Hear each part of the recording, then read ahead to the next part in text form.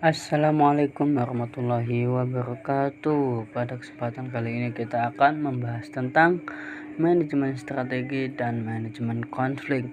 Pada kesempatan ini yang akan membahas materinya adalah yang pertama Iqbal Mustaqim, yang kedua Wifki atau Rahman, yang ketiga Atika Abrianti, dan yang keempat Nasrullah. Mari kita cek materi presentasinya. Manajemen strategik. 1. Hierarki manajemen strategik. Hierarki manajemen strategik. Hierarki atau jenjang pengambilan keputusan dalam suatu perusahaan biasanya terdiri dari 3 jenjang. Pada puncak hierarki terletak tingkat korporasi sebuah perusahaan, yaitu suatu urusan yang merupakan sebuah kumpulan bisnis yang secara relatif independen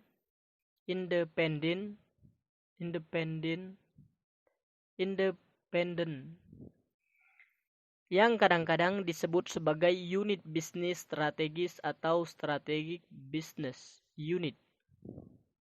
Strategi korporasi pada dasarnya berkaitan dengan logika atau rasionalitas yang terdapat pada korporasi.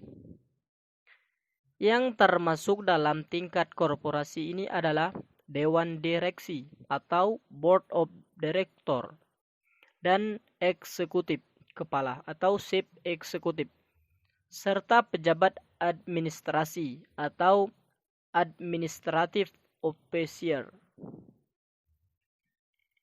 Bagian selanjutnya yaitu proses manajemen strategik. Dalam proses manajemen strategik biasanya terdiri dari 5 tahap, yaitu yang pertama, analisis lingkungan. Yang kedua, penetapan misi dan tujuan. Yang ketiga, perumusan strategik. Yang keempat, pilihan dan penerapan strategi. Dan yang terakhir, evaluasi dan pengendalian strategi. Perlu kita ketahui bahwa masing-masing bagian dalam proses manajemen strategik memiliki ketergantungan satu sama lain. Kemudian bagian yang ketiga, hubungan misi dan tujuan. Hubungan misi dan tujuan walaupun memiliki arti yang berbeda, misi dan tujuan pada dasarnya merupakan satu kesatuan yang tidak dapat dipisahkan. Sebuah rumusan misi akan bisa dicapai apabila dijabarkan dalam bentuk yang lebih spesifik melalui pernyataan tujuan. Sebelum organisasi menetapkan tujuan-tujuan, terlebih dahulu harus menetapkan misi ataupun maksud dari organisasi. Hal ini berarti bahwa kegiatan-kegiatan lainnya baru bisa dilaksanakan apabila misi yang sudah ditetapkan. Kemudian yang keempat, tujuan organisasi. Tujuan organisasi di sini membahas tentang pemahaman tujuan organisasi sangat beraneka ragam. Hal ini disebabkan adanya latar belakang dan cara pandang yang berbeda-beda. William F. Golek memberikan definisi bahwa tujuan adalah hasil akhir yang dicari atau dicapai organisasi dengan kemampuan dan aktivitas-aktivitasnya. Sedangkan Philip Coulter dan Paul N. Bloom memahami tujuan yaitu sebagai suatu sasaran organisasi yang dibuat khusus sehubungan dengan besarnya waktu dan siapa yang bertanggung jawab. Pengertian yang sama juga diberikan oleh Sukanto Reko Hadiprojo. Tujuan diartikan sebagai suatu yang ingin dicapai serta diinginkan untuk dicapai. Pembahasan selanjutnya, faktor yang mempengaruhi. Dalam menetapkan suatu tujuan, perlu dipertimbangkan faktor-faktor internal maupun yang mempengaruhi. Faktor-faktor tersebut antara lain: 1. Tujuan-tujuan perusahaan sebelumnya. Dalam menentukan tujuan organisasi pada masa yang akan datang, faktor keberhasilan dari tujuan-tujuan sebelumnya perlu dipertimbangkan. Yang kedua, sumber-sumber ekonomi yang dimiliki perusahaan. Semakin besar sumber ekonomi yang dimiliki oleh organisasi, akan semakin bebas organisasi tersebut untuk menentukan tujuannya, dibandingkan dengan organisasi kecil yang banyak bergantung pada kekuatan-kekuatan lingkungan. Yang ketiga, sistem penilaian dari eksekutif puncak. Salah satu dari kesulitan dalam menentukan arah bagi suatu organisasi adalah memahami dampak perubahan dalam strategi bisnis terhadap nilai-nilai dasar, manajemen puncak, dan memahami hubungan baru dengan pihak-pihak yang berkepentingan. Kemudian yang keempat, kekuatan dalam lingkungan. Lingkungan yang dimaksud adalah pemegang saham, peraturan pemerintah, pesaing, pemasok atau supplier, organisasi karyawan, dan sebagainya. Kemudian selanjutnya, jenis-jenis tujuan organisasi. Yang pertama, profitabilitas, produktivitas, posisi bersaing, pengembangan karyawan, kepemimpinan teknologi, tanggung jawab sosial. Jadi ini merupakan jenis-jenis dari tujuan organisasi yang harus kita pahami. Kemudian yang terakhir adalah manajemen by objective atau yang disingkat dengan MBO. MBO, manajemen by objective, merupakan metode penetapan tujuan secara partisipatif yang pertama kali dipopulerkan oleh Peter Drucker melalui bukunya The Practice of Management, yaitu pada tahun 1954. MBO merupakan metode formal atau semi formal yang dimulai dari penetapan tujuan, pelaksanaan, dan kemudian diteruskan dengan evaluasi. Tujuan utama MBO adalah mendorong partisipasi bawahan dan memperjelas serta mengkomunikasikan tujuan, serta hasil yang diharapkan untuk mencapai tujuan tersebut. Pada hakikatnya, MBO menekankan pentingnya peran tujuan dalam perencanaan efektif. Nah, dari penjelasan tadi bahwa manajemen strategik ini sangat kita perlukan dalam mengelola sebuah perusahaan, baik itu sebuah yayasan ataupun di lembaga. Materi selanjutnya yakni manajemen konflik. Yang pertama, kita mempelajari pengertian konflik. Istilah konflik berasal dari bahasa Latin com dan yang berarti bersama dan flaker yang berarti melanggar, menabrak, menemukan, dan membentur. Dengan demikian, konflik merupakan ekspresi pertikaian individu dengan individu kelompok dan kelompok lainnya karena beberapa alasan. Konflik organisasi atau organization konflik adalah ketidaksesuaian antara dua atau lebih anggota-anggota atau kelompok-kelompok organisasi yang timbul karena adanya kenyataan bahwa mereka harus berbagi sumber-sumber yang terbatas atau kegiatan-kegiatan kerja, atau karena kenyataan bahwa mereka mempunyai perbedaan status, tujuan, nilai, atau persepsi. Sehingga konflik ini adalah masalah yang timbul di dalam suatu organisasi karena hal-hal tertentu. Kemudian yang kedua, persepsi atau pandangan terhadap konflik. Sikap terhadap konflik dalam organisasi atau lembaga pendidikan telah berubah dari waktu ke waktu. Persepsi atau pandangan mengenai konflik telah berubah dari masa ke masa. Seperti contoh, pada masa yang lalu, konflik diartikan semua konflik berakibat negatif. Pada masa yang sekarang, konflik dapat berakibatkan dampak negatif dan positif. Sehingga pandangannya itu sudah mulai maju bahwasannya bukan semata-mata dengan adanya konflik akan berakibat negatif atau menurunkan suatu organisasi, tetapi juga dapat meningkatkan kualitas suatu organisasi tersebut dengan mempelajari konflik tersebut, mencari solusi-solusi yang baik untuk organisasi tersebut sehingga lebih membaik. Kemudian yang kedua, ada contoh bahwasannya dalam masa yang lalu itu konflik diartikan harus dihindari. Nah, di masa sekarang konflik itu harus dikelola.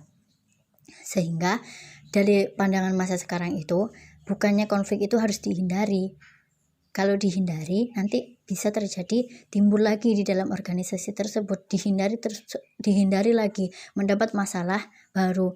Nah, dengan itu di masa sekarang itu namanya konflik itu harus dikelola dengan sedemikian sehingga masalah konflik itu tadi dapat diselesaikan dengan baik dan juga tidak dapat terulang lagi di dalam organisasi. Kemudian contoh yang ketiga, di masa yang lalu konflik dipersepsikan sebagai dampak negatif bagi organisasi. Dan di masa yang sekarang ini bahwasanya konflik memiliki pandangan berdampak positif bagi organisasi. Dengan itu tadi, seperti contoh yang pertama, bahwasanya konflik itu jika dikelola atau dipelajari lebih lanjut, kita dapat mencari solusi dari konflik tersebut sehingga dapat meningkatkan kualitas organisasi dan tidak menjadi dampak yang semata-mata negatif saja, tetapi dapat meningkatkan suatu organisasi. Nah, masih banyak lagi contoh-contoh persepsi atau pandangan mengenai konflik yang terdapat di masa yang lalu dan masa yang sekarang. Perbedaan pendapat. Nah, dari contoh-contoh tersebut dapat disimpulkan bahwa konflik dapat fungsional ataupun berperan salah secara sederhana. Hal ini berarti bahwa konflik mempunyai potensi bagi pengembangan atau pengganggu pelaksanaan kegiatan organisasi tertentu bagaimana konflik tersebut dikelola. Sehingga kita harus mengelola konflik tersebut dengan baik agar tidak selalu menjadi hal yang negatif tetapi juga bernilai positif. Kemudian yang ketiga, tingkat atau macam konflik. Menurut panduan manajemen sekolah, konflik bisa menjadi pada semua tingkat, yaitu sebagai berikut. Yang pertama, konflik intrapersonal, yaitu konflik yang terjadi dalam diri seseorang. Misalkan yang konflik terjadi pada diri siswa sendiri, tidak memahami pelajaran. Kemudian yang kedua, konflik intrapersonal, yaitu konflik antara dua individu atau lebih. Mungkin adanya konflik antara satu siswa dengan siswa lain karena prestasi belajar atau karena pergaulan mereka di sekolah. Kemudian yang ketiga, konflik intragrup, yaitu konflik antara dua atau beberapa orang dalam satu grup. Misalkan di dalam satu kelas terdapat konflik atau masalah yang mereka hadapi karena hal-hal tertentu yang menjadikan itu masalah yang menonjol atau terlihat. Kemudian yang keempat, konflik intergrup, yaitu konflik antar kelompok. Misalkan persaingan antara kelas A dan kelas B karena untuk mencapai sesuatu hal yang diinginkan dan itu dapat menjadi konflik. Kemudian yang kelima, konflik intraorganisasi, yaitu konflik antar unit dalam suatu organisasi. Yang keenam, konflik interorganisasi, yaitu konflik yang terjadi antar organisasi. Nah, demikianlah materi yang saya paparkan. Selanjutnya akan dilanjutkan oleh Nasrullah. Selanjutnya yaitu penyebab atau sumber konflik. Penyebab konflik secara khusus, yang pertama, konflik diri sendiri dengan seseorang dapat terjadi karena perbedaan peranan seperti atasan dan bawahan, kepribadian, yang satunya pendiam, yang satunya ramai, dan kebutuhan. Konflik vertikal. Yang kedua, konflik diri sendiri dengan kelompok dapat terjadi karena individu tersebut dapat tekanan dari kelompoknya atau individu bersangkutan telah melanggar norma-norma kelompok. Contohnya, individu tersebut mencemarkan nama baik kelompok.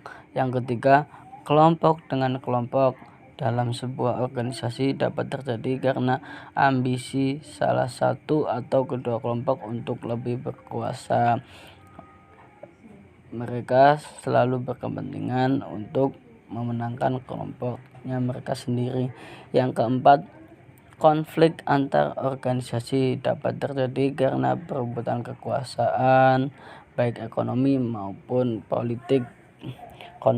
Seperti konflik horizontal dan konflik elit politik yang selalu memiliki kepentingan untuk menguasai sebuah wilayah.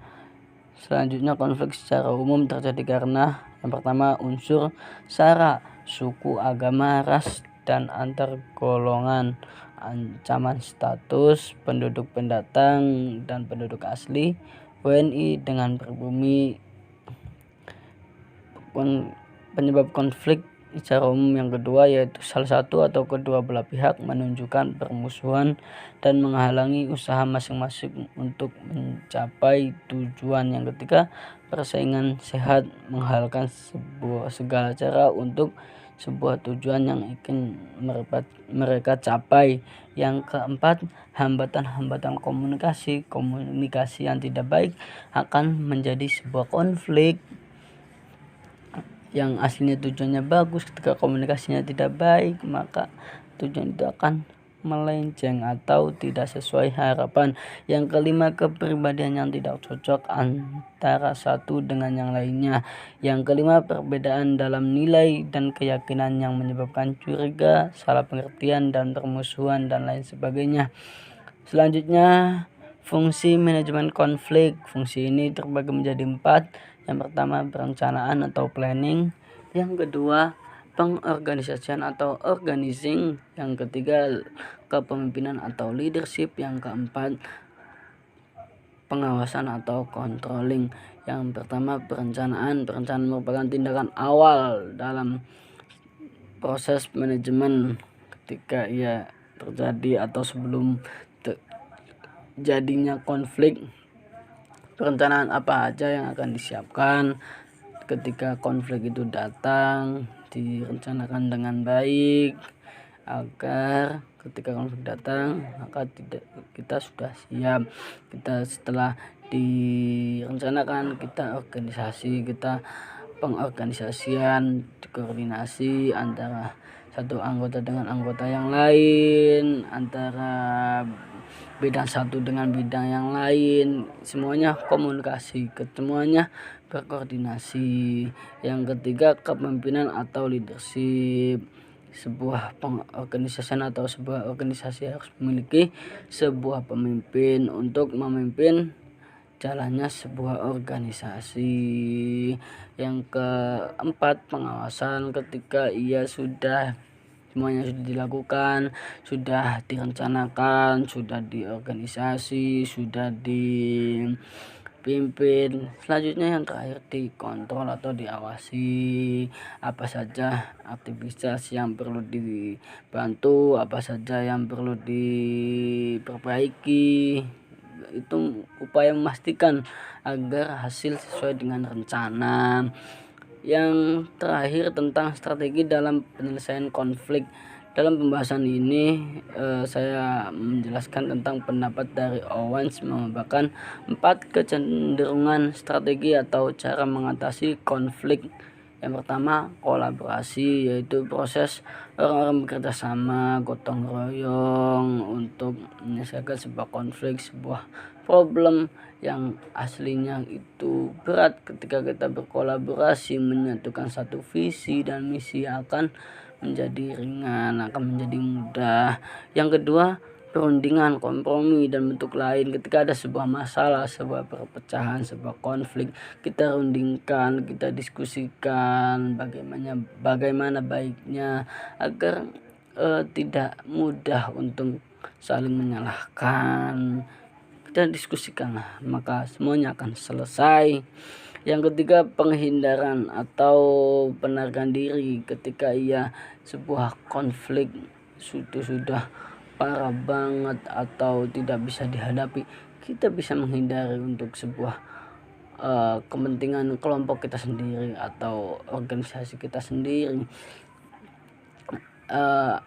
Itu sebuah mengalah bukan berarti kita kalah. Artinya kita mengedepankan sebuah solusi, yaitu dengan cara menghindari konflik tersebut. Yang keempat, perjuangan kekuasaan. Sebuah perjuangan kekuasaan merupakan sebuah eksistensi atau keberadaan dari sebuah organisasi, diperlukan adanya pengakuan dari organisasi lain atau kelompok lain, itu sangat diperlukan. Itu saja sih, kurang lebihnya mohon maaf. Assalamualaikum warahmatullahi wabarakatuh.